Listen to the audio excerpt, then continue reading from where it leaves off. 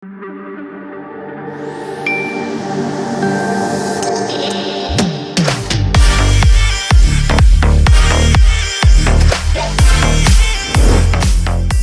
to Careerdoubts with Sree. My name is Sreevidhya Santhosh and I provide unbiased guidance when it comes to higher education, premium institutes, entrance examinations, etc. You're watching Career Guidance Q&A Part 11. In Career Guidance Q&A, I answer your queries regarding higher education, courses, career doubts, etc. Let's get on to the questions.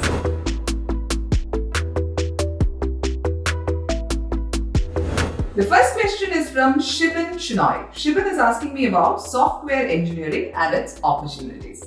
Shivan, software engineering is all about designing, development, testing, and maintenance of software applications. When you do software engineering, you apply engineering principles as well as your knowledge of programs to build software solutions that will be helpful to end users.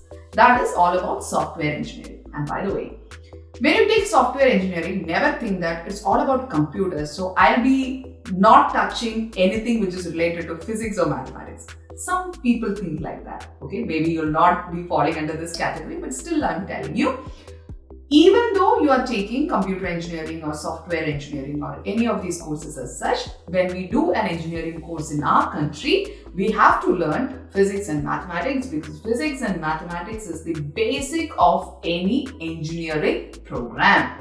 Once you complete your software engineering program, you can go for your masters, or there are even people who start working right after doing the BTech program. You can become a software engineer. Good luck.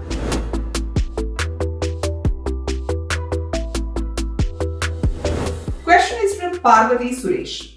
I want to study about cultures, temples, etc. Can you suggest courses related to this? Parvati, there are courses like Bachelors in Visual Arts wherein they specialize in temple art and architecture.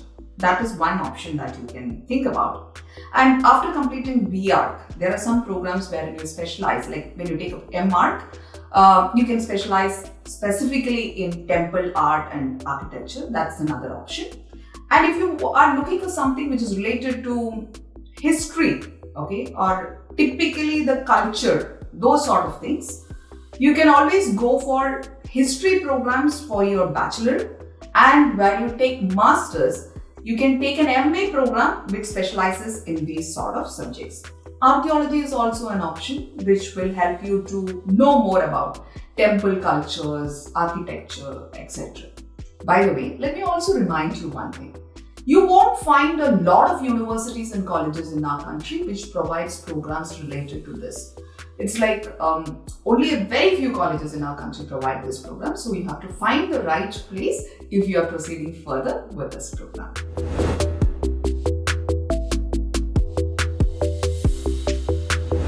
Amiga is asking whether 2 degree programs can be done simultaneously.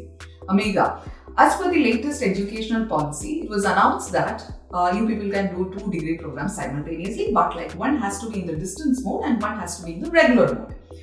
But recently, when I say recently, almost a month back or so, there was another announcement that came by which gave in details about all these things. Even though this was announced almost like 1.5 to 2 years back, people did not know what exactly to be done. So it was almost a month back that they came out with the detailed notification regarding these programs, and they said that like from 2022 and 2023, the academic year 22-23, they can the universities can allow children to do these sort of things and give programs.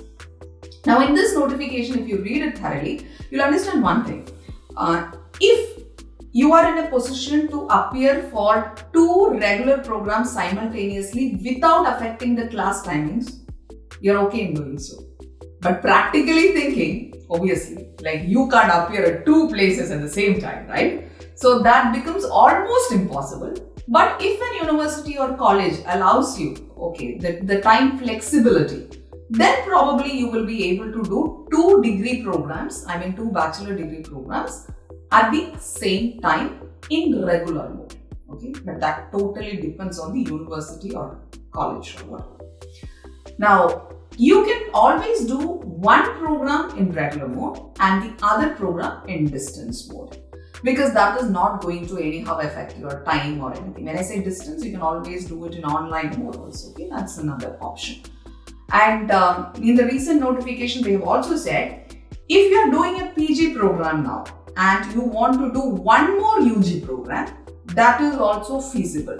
Now, why did the government announce these sort of things? Because there are some students who wants to specialize in two different things which normally we think are not connected at all. For example, a degree program in mathematics and a degree program in arts. So, like if that is the thought process of a child, earlier it was not possible, right? You had to either go for an arts program or go for a math program.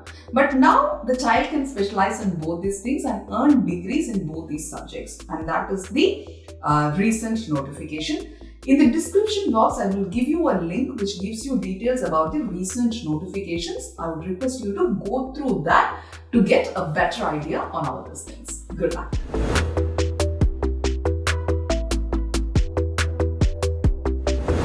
Question goes like this. I completed BTech in mechanical engineering, bracket pay production, that means like the specialization in production. What are the possible exams that I can attend after BTech? Can you please tell those exams and list out the exams that I can am eligible for? Okay. So once you complete your BTech program, you are eligible to write GATE exam.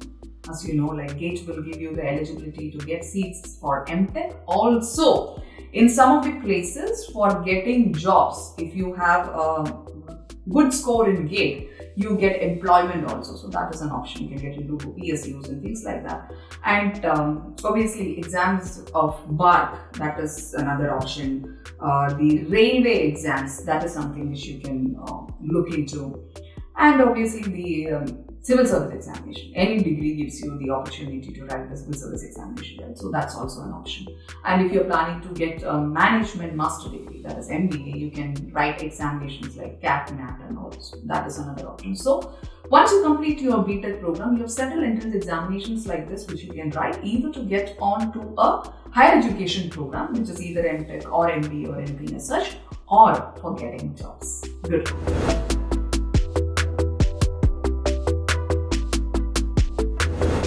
Pranav has a question on forensic science, BSc Forensic Science and the job opportunities in India.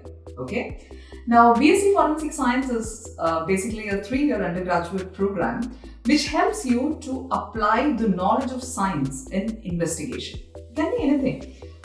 It can be DNA profiling, it can be some investigation with blood stains or something like that. It can also be recovering data from mobiles. So many things. It's a vast area, fine, when it comes to forensic science.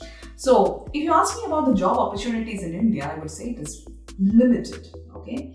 Nowadays, there are a lot of universities that are providing forensic science program, and children are too much interested in getting into all these things because when you watch Netflix or like any other OTT channels for it matters, you see a lot of series or movies wherein the forensic people get into the crime scene and do a lot of things, and you get interested in doing all these things, right? And people think, okay, this is really good, this is interesting, so why not take forensic science after graduation?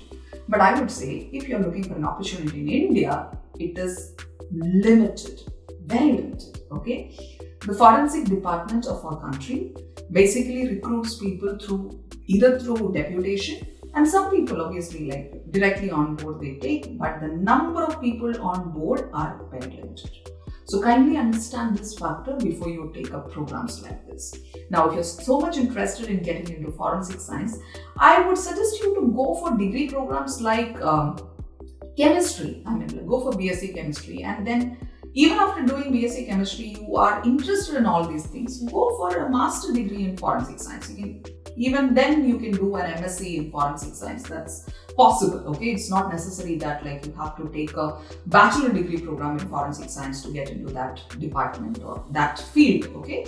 Go with chemistry so that it's a little more generic, and by the time you do your program like chemistry, you will have a little more idea on how the market works, what the job opportunities are, and then you can decide whether you want to specialize in this subject or go for something else, okay? That's your decision.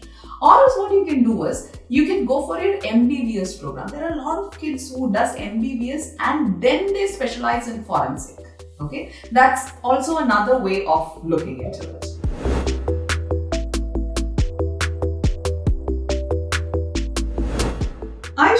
asking to do a video on how girls can join Indian Air Force. Okay, Aisha, if you're planning to join Indian Air Force, one way is to get onto Air Force after completing grade 12. Okay, nowadays ND exam can also be written by girls. Earlier it was only for boys, and then after writing ND exam, you can either get into Army, Navy or Air Force. That was one thing. So now girls can also write it and get it.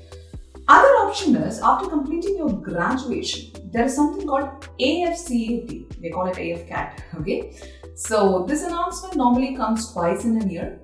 And the recent notification, if I'm not mistaken, the notification had come somewhere in the month of June, and the exam is going to happen in the month of August. Okay, the number of vacancies will be like very less. This year it is somewhere around 280 something vacancies that they have announced, and it also includes the technical branch. In the ground duty, there is technical branch, non-technical branch, and then there is flying branch. There are so many things as such. And the eligibility for writing these examinations, if you're looking for technical branch, it is something different. If you're looking for non-technical, the eligibility. When I say eligibility, the educational qualification of yours in graduation is different. Okay, so you can write this examination and get into Indian Air Force. Now, if I start talking about these things in detail, a single Q&A timing won't be enough. Okay, so I'll try to make another video or just on AFCAT, so that you will get an idea on how it goes.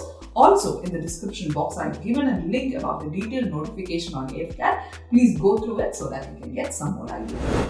So that's it for today. Whatever confusions that you have regarding your higher education, courses, careers, entrance examinations, please drop in the comments below this video so that I can pick those questions and answer those in the upcoming videos.